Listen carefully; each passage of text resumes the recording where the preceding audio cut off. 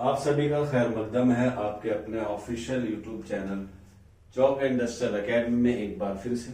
उम्मीद है आप लोग खैर वाफियत से होंगे और अपने इम्तिहान की जो है वो तैयारी कर रहे होंगे। आज के सेशन में आप लोगों के सामने मैं रूबरू हुआ हूं और आज हम लोग बात करेंगे जो जामिया मिल्लिया इस्लामिया का जो एंट्रेंस एग्जाम आपका होने वाला है 2026 में, उसकी एग्जाम डेट और उसके जो है वो फॉर्म के बारे में आज हम लोग गुफ्तगू करेंगे। उम्मीद है आप लोगों ने अभी तक हमारे चैनल को विजिट किया है तो आपसे मातबाना दरख्वास्त है कि आप लोग हमारे चैनल पर आगे भी बने रहें और हमें फीडबैक जरूर दीजिएगा। चैनल सब्सक्राइब करने का मन हो तो जरूर कीजिएगा, क्योंकि ऐसी चीजें जो है वो खोने के बाद बहुत बुरा एहसास होता है कि हमसे जो है वो एक बहुत अहम चीज जो है वो मिस हो गई है। तो चलिए फिर शुरू करते हैं बिना किसी देरी के आज के अपने इस सेशन को। और सेशन में हम लोग जामिया मिल्लिया इस्लामिया क्या आप लोग देख सकते हैं पीछे प्रोस्पेक्टस है, उसमें कुछ अहम बातें हैं एग्जाम से रिलेटेड। क्योंकि जब भी हम लोग एग्जाम को क्रैक करने की सोचते हैं तो हमें सबसे पहले उसको समझना पड़ता है कि हमें एग्जाम जो क्रैक करना है वो हमारे लिए कितना अहम है और उसमें जो है वो किन किन चीजों का खास तौर पर ख्याल रखना है। क्योंकि प्रोस्पेक्टस इसीलिए जारी किया जाता है क्योंकि हमें उसको जो है वो पढ़ना होता है, उसे समझना होता है।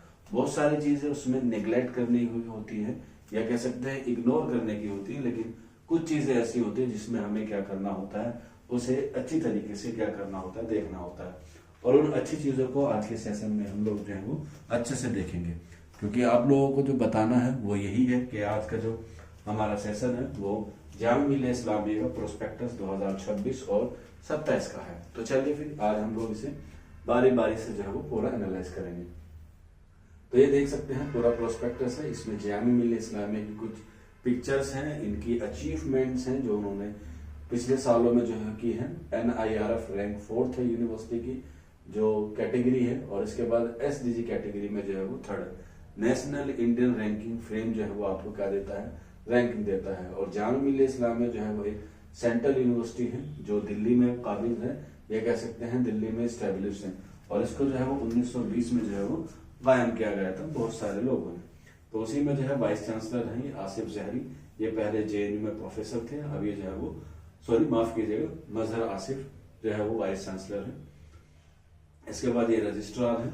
तो इसमें जो है वो इनके क्या है कुछ मैसेजेस होते हैं आवाम के लिए, तलबा के लिए और उन बच्चों के लिए जो बच्चे इसमें जो है वो क्या करना चाहते हैं, एग्जाम को क्रैक करना चाहते हैं या जामिया मिल्लिया इस्लामिया जैसी यूनिवर्सिटी में जो है वो अपने ख्वाब को जो है वो मुकम्मल करना चाहते हैं। ये जो है वो 157 पेज का पूरा PDF है। ये मैंने आपको कल की वीडियो में बता दिया था, लेकिन फिर एक बार से मैं रिवाइज कर देता हूँ ताकि आप लोगों को जो है वो और सही तरीके से ये समझ में आ जाए। प्रोस्पेक्टस 20 तारीख को जारी हुआ है और इसके फॉर्म भरने की डेट भी जो है वो आपकी 20 से लेके 25 मार्च तक जो है वो अवेलेबल होगी। इसमें जो है वो सारे कोर्सेज के बारे में दिया गया है, आप इसे स्क्रॉल कर सकते हैं। एग्जाम कंडक्ट आपके 26 अप्रैल से होंगे। एडमिट कार्ड आपके जो है वो 17 अप्रैल से जो है क्या हो जाएंगे, जारी कर दिए जाएंगे। एडमिट कार्ड भी आपको जो है जामिया मिल्लिया इस्लामिया की वेबसाइट पर मिल जाएंगे। आप लोग www.jmi.ac.in पे जाकर जो है वो ये सारी चीजें वहां से क्या कर सकते हैं, ले सकते हैं, या वहां से आप लोग जो है वो इसे सर्च कर सकते हैं।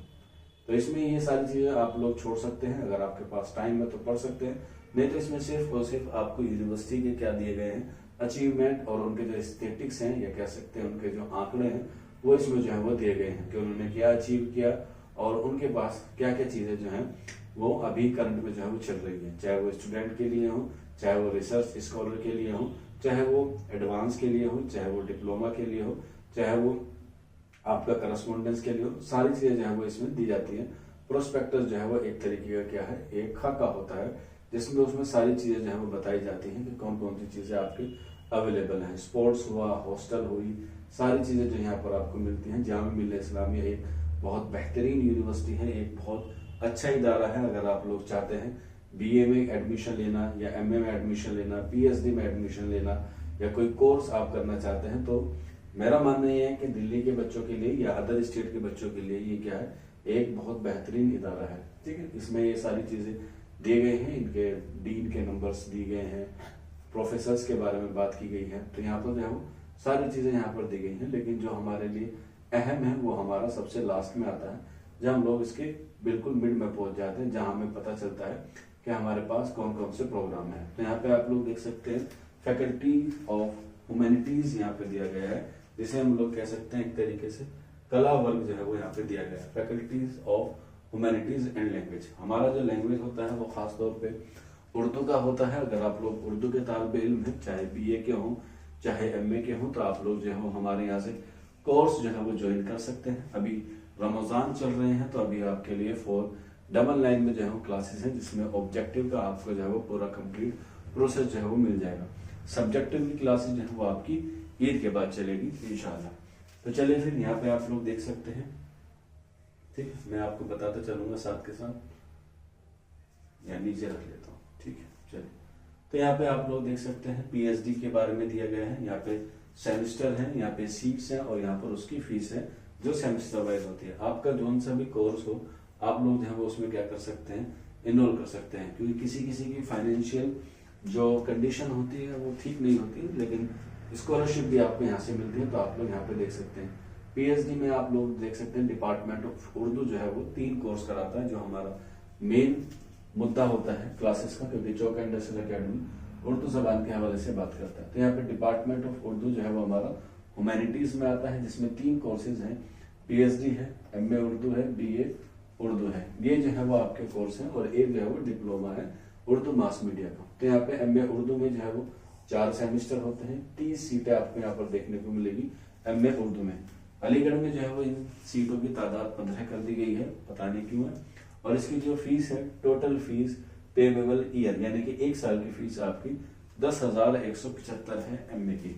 वहीं अगर हम लोग बात करें BA ऑनर्स उर्दू की, तो 8 सेमेस्टर है, इसमें 60 सीटें हैं, और इसकी भी फीस सेम है 10,175। तो ये हुई आपकी सीट का ब्यौरा, और ये हुआ आपके पास किसका ब्यौरा, सीटों का, सेमेस्टर हो गए। अब इसके यहाँ पे आप लोग, और इसी तरीके से आप लोग अपने जो भी कोर्स है आप लोग जो है उसमें देख सकते हैं। इसके बाद हम लोग आगे बढ़ते हैं, और इसमें हम डायरेक्ट पहुंचेंगे कि आपका जो एग्जाम है वो कब होगा, क्योंकि इसमें नीचे की तरफ स्क्रॉल करते हुए आएंगे तो आपको यहाँ पर जो है वो एलिजिबिलिटी मिल जाएगी, और उसके साथ साथ आपको जो है वो सीट भी जो है वो मिल जाएगी। मैं एक बार थोड़ा सा इसे जो है ज्यादा स्क्रॉल कर देता हूँ, ताकि हम लोग वहां तक पहुंच जाए। बाकी आप लोग जो सा भी सब्जेक्ट हो उसे आप लोग स्क्रॉल करके देख सकते हैं। मैंने ये टेलीग्राम पे भी ऑलरेडी डाल दिया, जिसका लिंक आपको नीचे जो है वो डिस्क्रिप्शन में क्या हो जाएगा, मिल जाएगा। और यहीं पर आप लोग अपने डॉक्यूमेंट्स भी तैयार करके रखें, क्योंकि फॉर्म भरते वक्त आपको जो है वो डॉक्यूमेंट्स की भी क्या पड़ेगी, जरूरत पड़ेगी, जिसमें आधार कार्ड होगा, 10th की मार्कशीट होगी, फोटो होंगे, 12th की मार्कशीट होगी, BA की मार्कशीट होगी, सर्टिफिकेट होगा, और उसके साथ साथ OBC सर्टिफिकेट होगा अगर आप लोग OBC चाहते हैं, EWS चाहते हैं, या फिर आप लोग जो है वो इसके अलावा SC कैटेगरी में आते हैं, तो उसके लिए भी आपको जो है वो डॉक्यूमेंट्स की क्या पड़ेगी, जरूरत पड़ेगी। तो यहाँ पे जब हम लोग स्क्रॉल करते हुए आ जाएंगे तो आपको यहाँ पे नीचे की तरफ ये मिल जाएगा, entrance test and admission schedule. यही जो है वो आज की हमारी क्लास का क्या है, मेन मौजू है, या कह सकते हैं मेन मुद्दा है। तो यहाँ पे आप लोग देखेंगे काफी अहम चीजें यहाँ पर दी गई है। अगर हम लोग बात करें सबसे पहले पोस्ट ग्रेजुएशन, यानी कि जिसे हम लोग MA कहते हैं या PG कहते हैं, उसका ही एक बार यहाँ पर जो है वो सेक्शन A दिया गया है। यहाँ पे पोस्ट ग्रेजुएशन में आपको दिया गया है MA Arabic, MA Islamic, MA Persian और MA उर्दू। ये हमारा सबसे अहम है, क्योंकि हम लोग MA उर्दू की आपको प्रिपरेशन कराते हैं। और मैंने अभी बताया आप लोगों को कि अगर आप लोग MA उर्दू की प्रिपरेशन करना चाहते हैं तो सब्जेक्टिव और ऑब्जेक्टिव दोनों आपको अच्छी तरीके से आने चाहिए।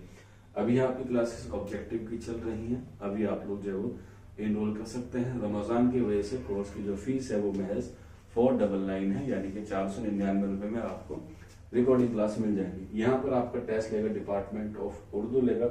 इसके साथ इसकी जो टाइमिंग दी गई है, यहाँ पे आप इस PDF को पूरा स्क्रॉल करेंगे तो आपको सारी चीजें मिल जाएगी।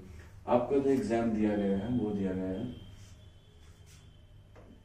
10 मई को आपको जो है एग्जाम होगा, और टाइमिंग होगी 3 बजे से लेकर 4:30 बजे तक, यानी कि आपको एग्जाम के लिए 90 मिनट मिलेंगे। और इसमें जो है वो 40 क्वेश्चन आपके ऑब्जेक्टिव आते हैं, और बाकी के जो है वो आपके 10 क्वेश्चन सब्जेक्टिव आ जाते हैं। और इसका जो रिजल्ट है वो विद इन 20 या 25 डेज में जो है वो आ जाएगा, यानी कि 10 मई 2026 को आपको जो है वो 3 बजे जामिया मिल्लिया इस्लामिया में प्रेजेंट होना है, क्योंकि इसका जो सेंटर है वो मोस्टली जामिया मिल्लिया इस्लामिया में ही क्या होता है, पड़ता है। तो 10 मई है, अभी आपके पास काफी अच्छा वक्त है। फरवरी है, मार्च है, अप्रैल है, मई है, तो ये सफिशिएंट वक्त है, आप लोग इसमें जो है वो कर सकते हैं। इसके बाद इसकी एलिजिबिलिटी देख लीजिएगा, तीनों की जो एलिजिबिलिटी है वो जो है वो साथ साथ यहाँ पर जो है वो मेंशन की गई है। आइए देखते हैं हमारा जो कोड है, पहले सबसे पहले सब्जेक्ट कोड देखते हैं। हमारा जो कोड है MA4 आता है, ठीक है। अगर नहीं दिखाई दे रहा तो मैं एक बार इसे जो है वो इस तरह से कर सकते देख सकता हूँ। यहाँ पे आप लोग देख सकते हैं, यहाँ पे कोड दिया गया है M04, ये कोड है MA उर्दू का, और इसकी एलिजिबिलिटी MO2 और MA4 की सेम है। BA, BSc और BA, BSc, BCom ऑनर्स होना चाहिए आपके पास, with at least 45% marks in aggregate. Aggregate का मतलब होता है कि सारे सब्जेक्ट को मिला के आपके जो है वो तकरीबन 45% नंबर आने चाहिए। इसके बाद या 50% इन द सब्जेक्ट कंसर्न, यानी कि अगर आपके टोटल मिला के जो है वो 45% बन रहे हैं, और इसके अलावा सब्जेक्ट की अगर हम लोग बात करें, सिर्फ सब्जेक्ट में आपके जो है वो 50% होने चाहिए। यानी कि अगर आपने BA में आपके पास उर्दू है तो आपके पास कम से कम 50% आपके पास उर्दू में होना चाहिए, या टोटल मिला के सारे सब्जेक्ट का जो है वो आपके पास 45% होना चाहिए। तो यहाँ पे आप लोग जो है वो इस तरह की एलिजिबिलिटी को जो है वो चूज कर सकते हैं। एक सवाल यहाँ पे ये भी आता है कि कुछ बच्चे कहते हैं कि हमारे पास उर्दू नहीं है BA में, तो क्या हम लोग MA कर सकते हैं? तो अगर हम लोग यहाँ पर देखें तो यहाँ पर कहीं ऐसा मेंशन नहीं है कि आपके पास उर्दू होना चाहिए या नहीं होना चाहिए, क्योंकि यहाँ पे एग्रीगेट दे रखा है। तो यहाँ पे BCom और BSc में उर्दू नहीं होता है। ऑनर्स की बात कर रहे हैं, प्रोग्राम की हम लोग बात कर रहे हैं, तो इस तरीके से यहाँ पे कुछ ऐसा मेंशन नहीं है। इस पर मैं अलग से वीडियो बनाऊंगा ताकि मैं और अच्छे से आपको समझा सकूं। तो यहाँ पे MA के बाद ये हमारा उर्दू हो गया। उसके बाद सभी एग्जाम की डेट है, MA इकोनॉमिक्स की 3 जून हो गई, MA पॉलिटी की 10 मई होगी। तो इस तरीके से जो है वो क्या है, आपके सारे सब्जेक्ट की जो है वो डेट दी गई है MA के हिसाब से। इसके बाद जो CUET हमारा होता है BA उर्दू में, उसकी जो डेट है वो अलग से आती है, वो जामिया मिल्लिया इस्लामिया नहीं कराता है। उसके लिए आपको जो है वो थोड़ा सा वेट करना हो, क्योंकि उसका जो है वो BA का एग्जाम उर्दू का CUET के तहत होता है। जामिया मिल्लिया इस्लामिया ने जो है वो अब नहीं कराता, पहले कराता था लेकिन अब जो है वो नहीं कराता। ये उसमें जो है वो मेंशन होगा, मैं आपको जो है वो दिखा देता हूँ, जस्ट अ मिनट, क्योंकि PDF बहुत लंबी है तो इस वजह से जो है वो इसमें सारी चीजें जो है वो आ जाती है।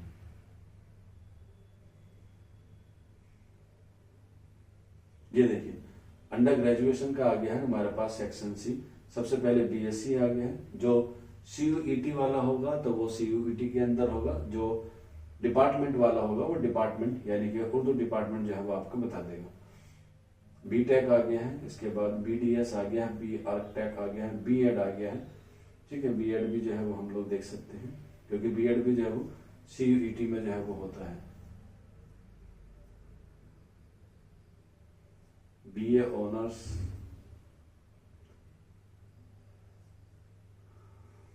BA हिंदी संस्कृत आ गया है। लैंग्वेज बाकी है, लैंग्वेज कहाँ गया भाई, शायद ऊपर तो नहीं चला गया, आई थिंक ऊपर चला गया है। एक सेकंड रुकेगा, मैं दिखा देता हूँ आपको। हाँ ये आ गया, सॉरी। BA उर्दू है, कहाँ, जर्मन है, तुर्किश है,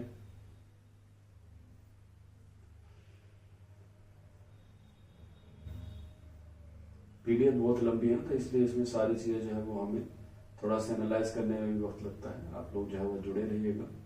ये हमारा लास्ट पोर्शन रहेगा, उस पर हम लोग जो है वो BSc आ गए। BSc से पहले BA ऑनर्स आना चाहिए था।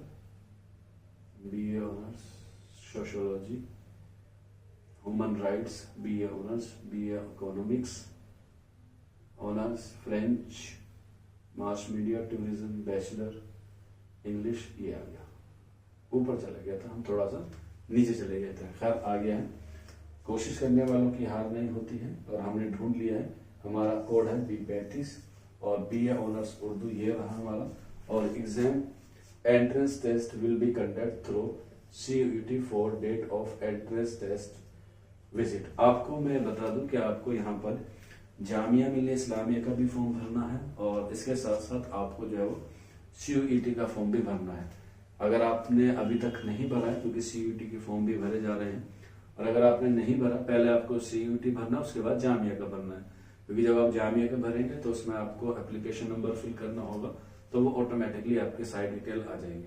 अगर बाई चांस नहीं भी भरा जाता है तो जामिया मिल्लिया इस्लामिया आपको जो है वो दोबारा से मौका देता है अपना CUET फॉर्म भरने का, लेकिन वो आफ्टर एंट्रेंस टेस्ट देता है जब आप उसमें एनरोल करते हैं। तो यहाँ पे आपको जो है वो ये वाला एग्जाम, इसीलिए मैं आपको बता रहा था कि ये आपके पास होना चाहिए, और इससे जो है वो आपको पता चल जाएगा कि आपका सेंटर जो है वो अलग अलग स्टेट में जो है वो पड़ता है। पिछली बार कैंसिल हो गया था, फिर उससे जो बच्चों को दोबारा से डेट दी गई थी। तो इस तरह की मालूमात के लिए, खासतौर पे उर्दू की मालूमात के लिए, आप लोग जॉब एंड डस्टर अकेडमी पर जुड़े रहेगा। तो इस तरह से ये फॉर्म की डिटेल्स मुझे आपको बतानी थी, एग्जाम डेट आपको बतानी थी। उम्मीद है आपको समझ में आ गया होगा। कोई डाउट रहता है, कोई क्वेरी है, तो आप लोग मुझसे पूछ सकते हैं नीचे कमेंट बॉक्स में, या फिर ये हमारा व्हाट्सअप नंबर है 9045220432। इस नंबर पे भी आप लोग हमसे राब्ता कर सकते हैं। आज के सेशन में इतना ही था, मिलते हैं जल्द ही नेक्स्ट वीडियो में। शुक्रिया फॉर वॉचिंग दिस वीडियो।